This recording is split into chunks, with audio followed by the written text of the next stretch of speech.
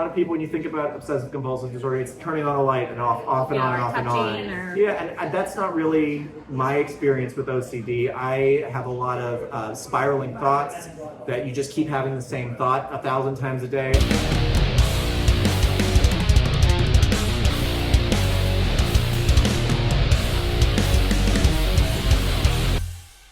You are watching the Heavy Metal Therapist podcast, where we like to ask not what you're doing, but how are you doing. And today I'm joined by some amazing people, Jon and Delaney. How are you guys doing? Hey, we're doing good, Jon. Awesome. It's great. I got another Jon on the podcast. Yeah, right. So, Easy. so nice and easy to remember. So why don't you guys, this is a bit of an odd one because you guys are not directly involved in the heavy metal scene. However, you guys are part of the heavy metal subculture. So why don't you tell me a little bit about what you guys do? So I am a horror novelist, and I'm also a board game designer. I'm the lead designer for a company called Beyond Killer Games. So my whole life is professionally built around horror one way or another. That's incredible. That's so cool. And I am a graphic designer, and I started in comic books and got into games, and that's how I met this guy. And now I am also working with Beyond the Killer Games. I work with other companies too, but I work with them a lot as well. That's amazing. So how did this come about? How did you get into doing what you're doing? Yeah, so I started making games about 10 years ago, a little more. I had always been very ingrained into board gaming culture, and I met Delaney, who was working for IDW at the time. And you were comic book and gaming company, just in case you don't know. That's cool. And I had an avenue then to actually start to pitch some of my games, and so I networked, I met some people, I made some games for them, and then when COVID hit, the board game industry sort of collapsed for a while. Interesting, because you would have thought we're not allowed to go anywhere, we're at home, that you would have thought would have been the peak, but it turns out that a lot of people want to play games with their friends outside of the house. Right, okay. And then not just that, but manufacturing, shipping took a huge hit. Shipping prices quintupled. It became a lot harder to produce games. Just weren't shipping. Yeah. They weren't going. Yeah. And I had done some writing before. I'd been working in the creative industry. I'd gone to film school. I'd worked in film for a while. And I'd already written some things, but I decided at that point that I was going to take it more seriously.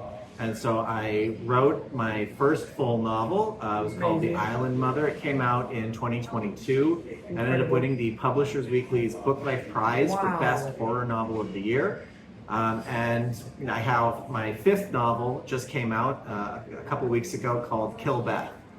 That's insane. That's so cool. In college, right after college, I was working in LA for film and everything, and I helped start the YouTube channel Geek and Sundry with Alicia Day and Kim Evie, and it was super fun, crazy experience working on a YouTube channel at its birth. It's since been sold, so it's done very well. Yeah. But from there, I got deep into games and comic books and the nerd culture, and went to IDW Publishing, which has a very heavy emphasis on metal music and stuff, because the founder was, as we discussed, he was a big metalhead. So we had a ton of Kiss comics, and we had a bunch of different bands. It doesn't matter, but it was a ton of bands that were comic books. Cool. And then from there, they were like, well, you know what you're doing, so we're going to put you into games because we're starting a games division. And then I met Jon, and it all kind of clicked. And then I went to a different games company, and now I'm freelance. And I work for a ton of different game companies and all different kinds of people, and it's a great job. So you guys just both creative types. And so where did you guys meet? How did that happen? It's actually a fun story. Yeah, so her mom was my dad's banker. And for a year, they were trying to set us up. My dad kept saying, well, my banker's daughter, she's nerdy like you.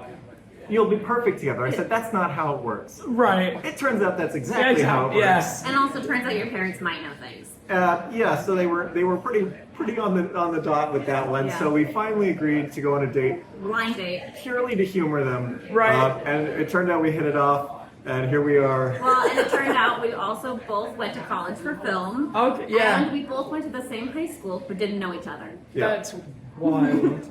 So whenever you guys have family gatherings, do they remind you Oh. very much? Right. And his dad was like, I love you, and I've never liked a single girlfriend before. And we're like, it's just because you picked her. So I had that going for me. Oh, that's great. Even when we were dating, he would always say, I'm going to lunch with your future mother-in-law today. That's And at a hilarious. certain point, we got married, and he would still say to him, like, that joke doesn't fly the same way anymore. Yeah, please stop. Oh, Yeah. amazing. So you never know. You do touch into the heavy metal scene. You got something quite exciting that you guys are. Yeah, so we've always been metal fans, and the company I'm working with, Beyond Killer Games, one of the days that we were meeting, I was wearing an Ice Nine Kills shirt because I love Of the course, band. yeah. And he goes, oh, we know them. I'm friends with Spencer Charnas, the leader, because he had put together an event at the house where they filmed Scream, Stu Macher's house. Wow. Yeah, they wanted to perform. Yes, Ice Nine Kills approached them and said, can we perform at your house? This was This is early. before they were like Warped Tour days. Yeah. And so they said, can we please perform? And he listened to me and said, it sounds great. And so he gave them one of their first shows. Yeah. And they became friends afterward. That's And insane. so now 10 years later, right? Yeah, so 10 years later, then he says, well, hey, do you want to make a game for them? And we said, hell yes. Yes. Right. So Yeah. We were reached- also in our deep obsession with Ice Nine Kills at that point. Like, Yeah. Deep. And so, yeah, he asked if we wanted to make a game with them, and they were up for it. We got to go to their show. We got to get a full backstage access pass. We got to see them, so great. meet them, and in this moment, Get lost backstage Get and have lost. no idea where we are. yeah, I have a similar story. Yeah. it was very cool. Yeah, I love that. And also getting to meet Spencer was great because he was just so nice. Yeah. Like it's always like you never know these guys are gonna be like Right. Yeah. rock stars or like big head, but he was just like the goofiest. It was like very funny. I was like, oh, your persona gone. Yeah, Your on yeah, stage yeah, persona gone, yeah. and you're actually like just the sweetest man. Yeah. Because they are so creative with like their whole So stage clever. And the stage Yeah. show is just pure vaudeville, and I love it. Absolutely. I think that's one of the things that really sticks out for me for bands like that. It's like bands like Gua that with just the whole thing. The music it's okay, but it's not brilliant. But like with But the Gua, show. but the show is just out of this world. And Oh, with absolutely. Ice Nine Kills, it's like it's so Yeah. creative. Yeah. Very cinematic. That's Yeah. their vibe, at least. I know. Yeah. And I love a band that's cinematic. So. So what was it like? Because you obviously got to watch it from different angles. What was Oh. that like watching the show from a different? It was very cool. I had not gotten to be backstage at a concert before. It was my first Okay, time. cool. We were, Yeah. we were at the Palladium in Los Angeles, and just being able to see, honestly, the load in and load out, all of the people that work behind the scenes Oh, in the yeah. show. Yeah. It's such an amazing experience. Everybody's putting their heart and soul into making sure that what's happening on front of the stage goes off without a hitch. And you sometimes don't realize that there are dozens of people Oh, yeah. back there Yeah. really working hard to make sure that everybody has the best Everybody's experience. looking good. Yeah, absolutely. Yeah. Yeah, because especially a show like that, everything has to be just so Oh, on point. on point. Yeah. Well, and it's nice because we've both been to quite a few shows of theirs now. So like getting to see from the fan angle versus like the backstage angle is like very Yeah. cool. Yeah. Very cool. So you guys obviously being very creative, would you say that's an outlet for like feelings and stuff? And they're like, when you pour your heart into that. Oh, absolutely. Yeah. 100%. Yeah. No. Yeah. Go ahead. So I have obsessive compulsive disorder. I have ADHD. Exactly. Same. Yeah, I have very high anxiety. People ask me at conventions or at readings, they say like, "What are you afraid of?" And I say, "Can I say everything?" Yeah, yeah. But writing really is the outlet for it. My most recent book, Kill Beth, is about a person with obsessive compulsive disorder who is a theater director. So it's not quite what I do, but it's adjacent. I worked in theater for a long time. And so it was a chance for me to take a lot of my experiences in theater and not just working in theater, but the feeling of being in theater and the experience of what it's like to be behind the scenes and trying to make sure that a show goes off without a hitch. But that can take I love that. Yeah. Totally like absolutely. It can take a huge mental toll on you and an emotional toll. And so it was a way for me to express that, and then also my obsessive compulsive anxiety issues that I've had and had to deal with in life, and put that into something creative. Yeah. Have you had similar experience or like? Well, I have also very high anxiety and everything like that. Yeah. But I find when I design stuff, especially for something like Ice Nine Kills, it takes so long that I can just turn off my brain and like just be like, oh, for once it's silent in here because I just know what I'm doing. Like it's just coming out of my hands. I mean, technically my brain, but like I don't have to think about it in the same way that I think about the entirety of the world. So definitely is my outlet too. And going to concerts also big outlet. So I don't know if you've experienced this, but as I've done graphic design as well. In fact, I've done quite a lot of graphic design over the years. One thing that I really struggled with graphic design is when you create something and everyone's just like, I like this, and can you change? How does that because for me, that was such a crushing thing. It was like, this is my art, I'm so proud of this, and you just want to change everything about it. Like what? Yeah. I learned, in college they beat that out of us. Because every day you would go in and it would be a critique of your art and what was wrong and everything that could be different, and it was every day for 4 years. So now when I do it, I mostly just am like, you're wrong, but it's fine. I almost always assume they're wrong. Not all, they aren't always wrong, but almost always wrong in how I think something should be visually laid out. But everybody has their own take on something and they want what they want, and the client is always right, and I'm still getting to make art for fun basically and get paid for it. So they might not love what I've done, but I still get to do something. I still get to have something that lives on. I make all these board games. When I die, those board games are still going to exist. That's incredible. Even if there's bits and pieces of them that I hate. Right, yeah. Overall, I love them. That's amazing. It's a great reminder because we go a lot. She worked on a lot of Monopoly games, a lot of the different versions of it. And so we go by comic book stores. We'll go to Barnes and Noble. We'll go to all sorts of big shops, and we'll see. Oh, I worked on that one. Oh, I worked on that one. Oh, I did that one. Oh, there's my Clue Riverdale. There's my BoJack Horseman Monopoly. I'm still processing that.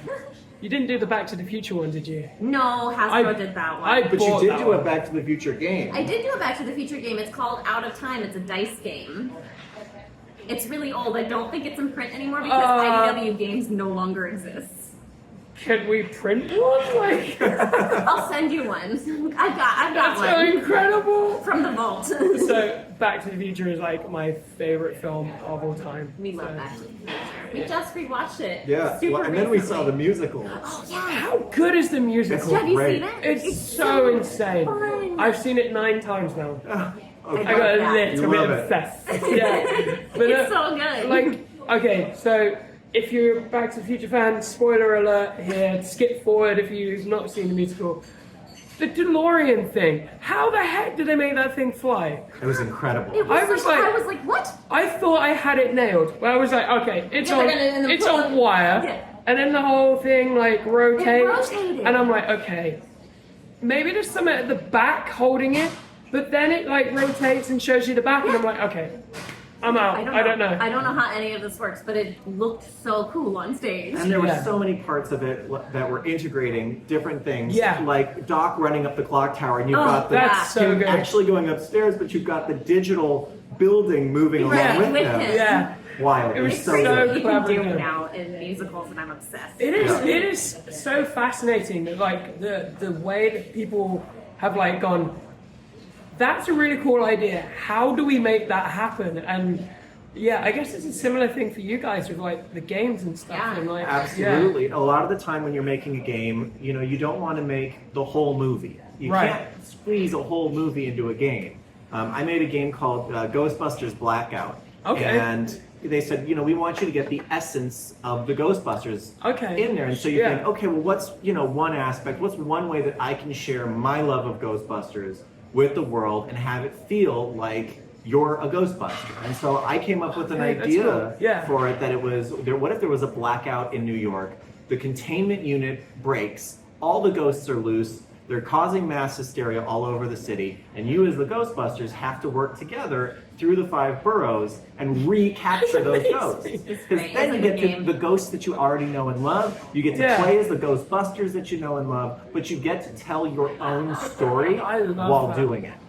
I was like, didn't they turn that into a movie? Did they steal your idea? Honestly, it's kind of similar to what the Frozen, whatever. Oh yeah, Frozen Empire. Yeah. I'm like, that feels like, This came out in 2018, way earlier. Yeah, that's what I'm saying. Did they steal that from Fully you? stole Or, it. So with you guys, like with your, the creative things that you guys got going on, we were talking earlier about your interesting endeavor that you guys are doing now and how you're like working together.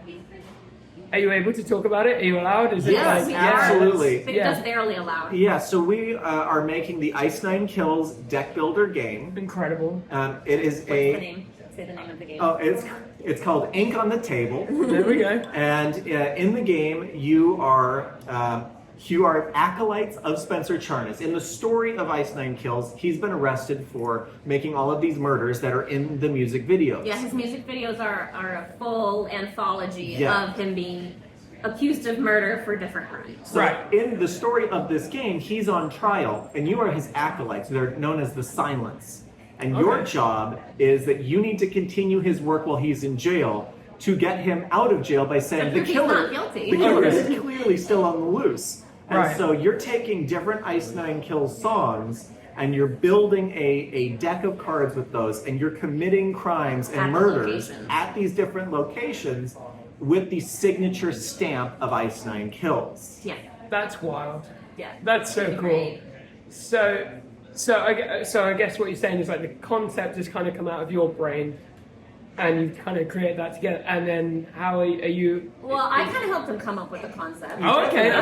A little bit. I mean, I'm not a game designer, but take like, some credit. Take some credit. Well, we worked together. Yeah. But I helped a lot with the pitch deck. So like pitching the game to the band and making it look like something presentable. And then now it's my turn to be mostly in charge of the game. He's basically out right now because the game development's done, and now I am deep into the art of all the cards, the packaging, the locations, and I am working with their what would you call her? Their creative director? One of their creative directors, and we're working together, and we're even working with their graphic designer, who is now also their drummer, Mike Cortada. Okay. Yeah. And he's been great. So we're really excited because their hands are really in it, but like, but they're not being too demanding. So like my work so far has been easy. That's good. That's good. In quotes. And Spencer has been so easy to work with. Very helpful. Yeah. And he's just like so excited about the game because like he's a big gamer, I think. Maybe not like a gamer, but he likes the idea of gaming. Yeah. And he really likes the idea of like all of his fans being immersed in their world and getting to tell their own story with their music, essentially. I love that. What's it like working together as a couple? Are you enjoying it? Is it a little bit? No, we work really well together. We've been at it now for years. So. Yeah, and there's some things that Delaney likes to have. Yes, I will say I'm a little bit picky, and I have had to teach him how to work with me. Everybody's different. Everybody has different ways that they work. And I'm used to doing this because I'm also a freelance board game designer. Even though I'm the lead designer at Beyond Killer, I've got games with all sorts of other companies that I'm working on. So everybody's flow is different. And I was able to learn Delaney's flow pretty directly. And I did not sugarcoat it for him. I sugarcoat for other people, but for him I was like, you're doing this wrong, do it this way. But it's been a great experience, and honestly I love working with you because I know that it's going to look great, and the things that are important to me I know will be communicated into the final game, and you don't always get that as a designer. Sometimes when you're working with random designers like from other companies, you're like, well, I have no idea what this is going to look like on the other end. I know there's going to be quality. Yeah, quality issues, that. or could be really cool. You never know, but Yeah. we work very well together. And we're known as now a team within the industry. That's fantastic. Can you see that progressing into like constantly? That's how we're going to work from now on. Yeah, I mean, I feel like definitely. Yeah, as long as Beyond Killer Games As exists. long as board games in general continue to exist. Yeah. Fingers crossed. I love that. Yeah, but that's our biggest anxiety is as long as the industry lasts, we're going to be fine. I think you're okay. I think we've done pretty good so far. Right. Yeah. And you get nerds like me who just, I'm like, I got to the Back to the Future and Monopoly because it was just like, Yeah. Well, you got I it. have to. Yeah. Yeah, That's no, so I wish cool. we made the Back to the Future one, but that was Hasbro. Fair. I worked with a company that licensed with Hasbro, and so all the brands they don't care about, they gave to us. So, Oh, that's so they would keep wild. like Stranger Things, Back to the Future, and then we get like Dragon Ball Z and BoJack. Oh, that's wild. They're just like, okay, that's okay. You go Yeah, ahead, they're you like, do that we one. trust you guys. Yeah. Oh, I love that. What is it about board games that like, when that's what I want to do? Well, for me, I think that it comes down to I like spending time with people, but I like having a structure to hanging out with people. Okay. I always say a party with a purpose. I love that. I get anxious around groups of people sometimes, and if we are all sitting down and we have collectively decided our goal is to do this, and if it's to play a game, I can say, okay, I'm the guy who knows all the rules, I've read all the rules, I can sit down and sort of moderate not just the game, but our entire interaction. Yes, love that. absolutely. Yeah. So for me, it's It's a a great control thing. I mean, yes, it's also an anxiety relief Right. thing. And so Yeah. a passion that started with playing games turned into me being a D&D dungeon master for 15 years Incredible. and then into designing my own games from scratch. So wild because it's almost like literally taking that like anxiety and giving yourself a control. Absolutely. And like because Dungeon Master, you have the most control over everything, and that's fantastic. I love that. Yeah, no, games is fully your therapy. For sure. That's Yes. so cool. It's so fascinating because on some of the other episodes, a lot of what we found is with the touring musicians, like music is literally the way they get through the day. And when they get off the road from touring, they're like, I don't know what to do with myself. I'm like, and they feel like they're not supposed to be at home. Yeah. Waiting for something. Yeah. So how did you get into the board game industry? Or I mean, I was not a gamer before Fair, getting in. fair. I literally was thrown in because I was in comic books and I understood how to work in design, basically. And they were like, you're going to be in games now. And I was like, well, I better learn how to play games. that's fair. That was 10 years ago. So now I'm deep into games and I There you love go. them. But I also have very strong feelings about certain kinds of games that I hate, Yes. that don't make me feel good. And then there's some games, like Settlers of Catan. I know, basic game. It's my bread and butter. I love a strategy game that I can Yeah. think really hard about and I know it really well, and I don't need to be taught anything. And when I play that game, it's like the best release. So with that in mind, does that mean that you two are like not people to play against because you are very good at strategies and Certain games, yeah. Yeah, but also For me, it's drawing games. you're very good at drawing games. People don't like to play against me in drawing Right, games. yeah. And then, I'm pretty good at strategy games. yeah, strategy games he's really good at. But also because I have the background in games, most people when we play team up against It's me. true. that's Yeah, hilarious. he has, what do we call it? What does Michael call it? Word, It's but okay. It's where people it's go fine. in and already hate him before Yes. the game has even started, and Oh, they're like, okay. "We're going to take you down." And he's like, "I haven't even played yet." Yeah. That's hilarious. Institutionalized hatred. Yeah, institutionalized That's hatred. fantastic. Oh my gosh. Does that fuel any anxiety when you got No. people ganging up against you? He Honestly, gets a little upset about it. He gets a little upset, even if he's going to pretend he doesn't. He does. most of the time, I just love an opportunity to play board games with my friends. True. It's not That's about fantastic. winning, it's about having something to do together. Yeah. For you, it's about winning. For me, it's about playing a game together, and if I win, that's great. I like to gloat. That's fantastic. That's so good. Yeah, we approach games a little differently. It's fair.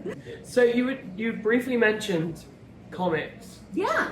Is that where you got started, like designing comics, or like Yeah, just... so I was a graphic designer to help lay out comic books, do the speech Incredible. bubbles and do all the ads in the back of the book and put the book together, basically. That's incredible. Oh, that's so sweet of you. It's not that cool of a job, but It kind of is, to be fair. That's but it amazing. was really cool because I got to meet so many people at that job. Okay. So like, I got to meet Robert Rodriguez. I got to meet Gene Simmons from Kiss. I got Yeah. to meet Gerard Way from My Chemical Chem, Romance. and Yeah. because they all worked with all these bands and stuff, and it was comic books is where that's where my heart is. But unfortunately, that industry also dying. Yeah. Yeah. Print is not the smartest thing to get into right now. Writing, sure, interesting. but Yeah. like comic books is rough out there. Yeah, because everyone's going digital, aren't they? So it's like...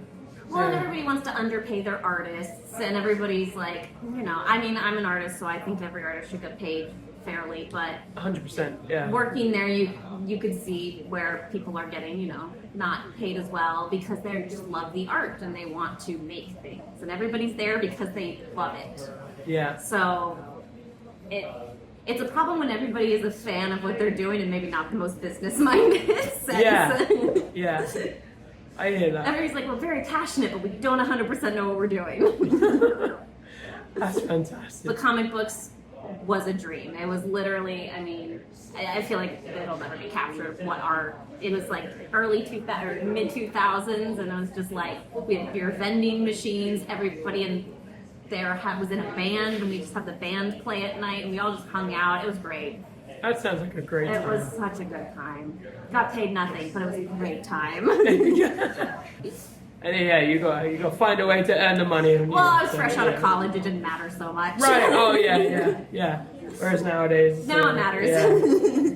Is there any elements of the games that sometimes you might struggle with? One thing that it's not quite like touring, but going to conventions, working conventions, is something that can have a heavy mental and emotional toll on you. It's one thing to work in the games, but and that has its own stresses that comes with it. But getting those jobs, especially when you're starting out, is rough. You bring a bag full of 20 games, one game that you build 20 times as prototypes, hoping to give them to somebody that's interested enough to take it home with them. Right, yeah. And then look at it. And these are guys who, at these conventions, they're maybe interviewing 20, 30 people a day for games, and so they're already exhausted, they've already seen a bunch of games, and you deal with a lot of rejection in that. So much. It's an emotionally really draining thing to deal with, and so you have to find ways to cope with that. And you're on the road, you're traveling across the country, and so Delaney had a lot of nights where she'd say, how was your day today? It's awful. I pitched 40 times today, And nobody liked anything that I had, and it's expensive to go and do those things. So you need to be able to land that job to pay for the trip that you went on to try to land a job. It adds a lot of pressure to you, and especially when you're starting out, it can be brutal. Yeah, thick skin. Yeah. How do you cope with that then when you've had like 40 rejections in a day? I do not go out much at night. Some people go out and they party and they they conventions are a big party time. They're a big party time, but for me, I get anxious. I go back to my room. I call Delaney. I watch some of my comfort shows, and I review my pitches. I look at it and I see, how can I make this better? Where did they seem bored? Where did they seem interested? Exactly. And then I also look at the games that are selling, and I say, can I learn something here? Can I learn something for my next game? Can I take something and start noodling on some ideas, writing down some thoughts to create the next thing? Because, like you were saying about people touring, when they come home and they don't have anything to do. You're sitting with yourself. And I need to be working to be able to feel like I have a purpose. And so feeling useful is important. Yeah. I like that. Yeah. Yeah, feeling useful. It's an important feeling, for sure. So has there been an occasion where you've gone Like you got to a point where you've almost given up, and then suddenly something's happened. Yeah. Yes, absolutely. I mean, the pandemic was a good example of needing to pivot and having. So there was one game that I had made that it's never coming out, so I can talk about it. Can you? I can because it's never coming out. I really love murder mysteries. And I made a Batman murder mystery party. And it was all Batman's villains. And the Joker had Batman's identity and he was going to give it away at the end of the night to somebody who could bribe him the best.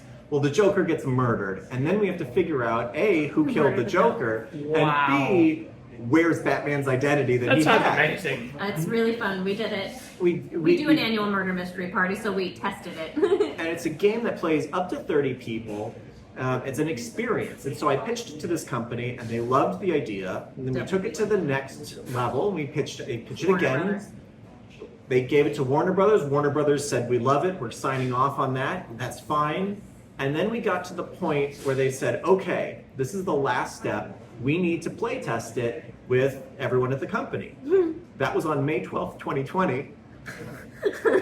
Everybody in the company was sent home. Everyone was sent home. And Party then, games died. right, so for the foreseeable future, they said, well, we can't make a game where up to 30 people are in a room together. That is so It tragic. was one of the saddest Yeah. game kills that we had. But it was something that I Hey. had, it was something that I'd made that was very narratively driven.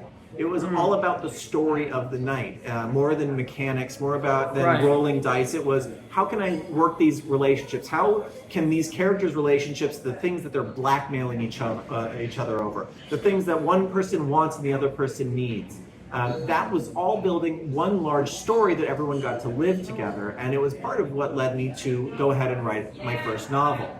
Oh wow. So without that game failing the way Yeah. it did, I don't know that I would necessarily be writing books. Well, and then games really turned around too, randomly. It Like, did. you got 4 games at once. And after years of being not having work basically because of the pandemic, and then suddenly now you have like 4 or 5 games coming out. I do. That's incredible. And it's all, and the great thing is I've sort of found my niche as the guy who makes horror games. Yeah. And as somebody who's Yeah. writing horror books, it all goes in together.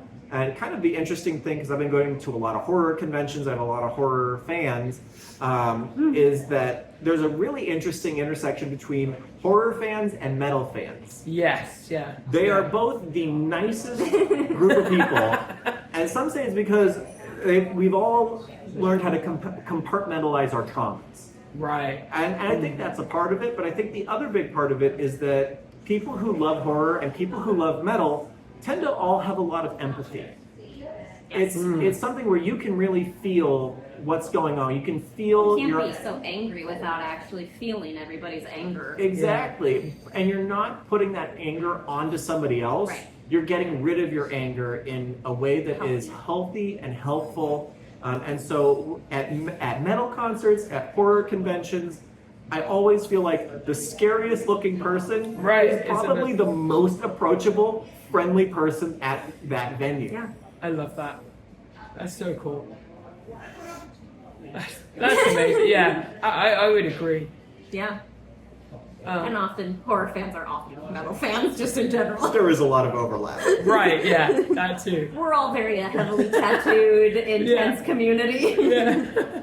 And do you do any conventions or anything like that? Or? Oh yeah, I worked Comic-Con for a decade. Okay. San Diego Comic-Con, the big one. Oh yeah. The true one. Yeah, and the amount of work it takes to pull that off.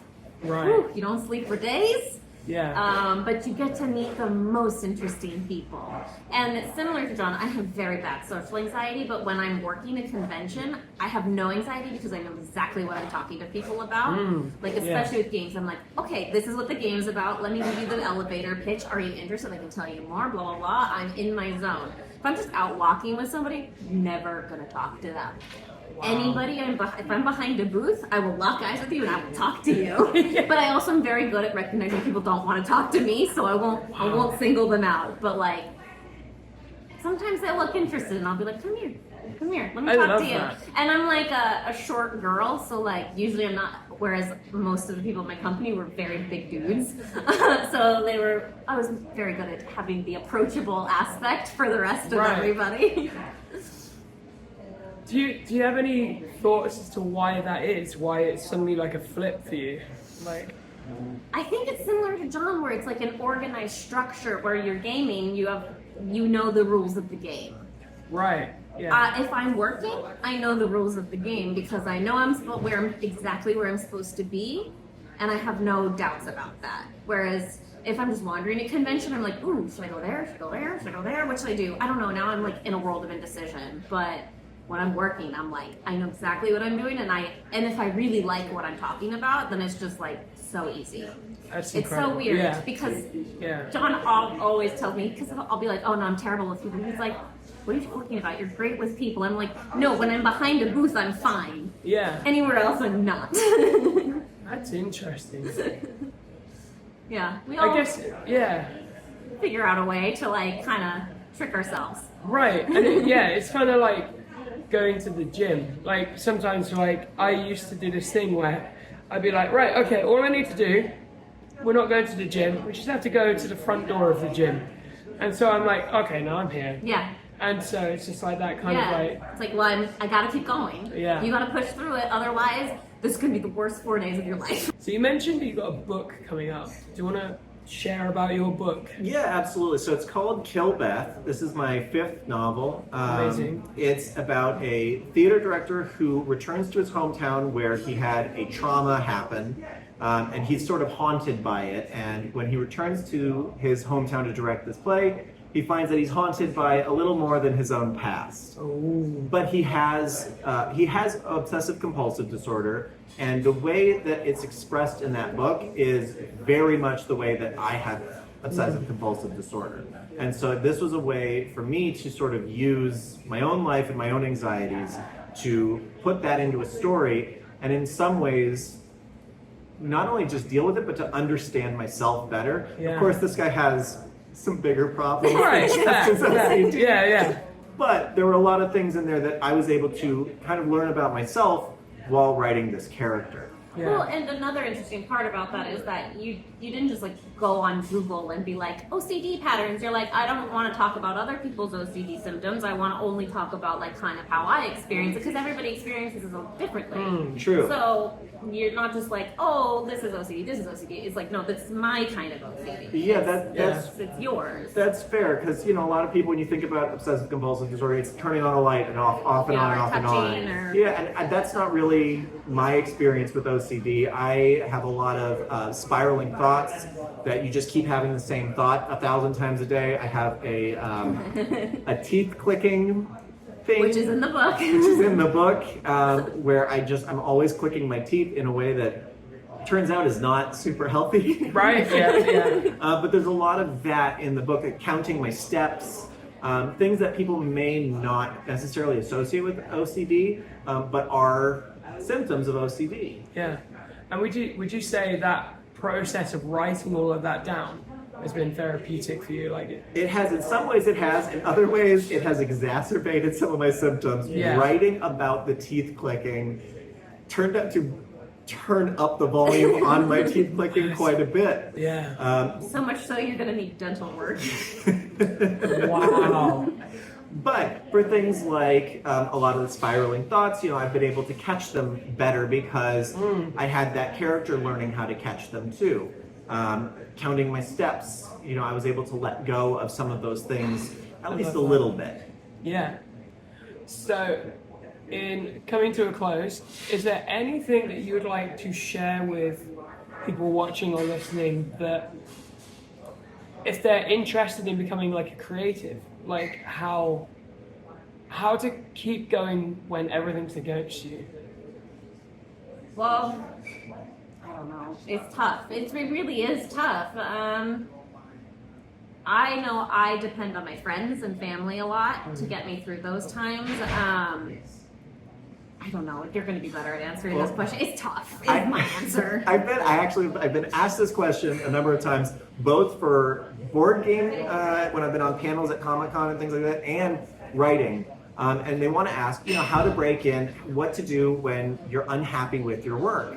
And the biggest piece of advice I have, and this is also to keep yourself motivated, is that when you set out to do something, even if you feel like halfway through it's too hard, you can't do it, it's bad, finishing it is so important. And not just like, okay, well then I wrote the ending. It's finishing it, and then it's going through the whole process of what it takes to take a concept from birth of an idea all the way to a completely finished product.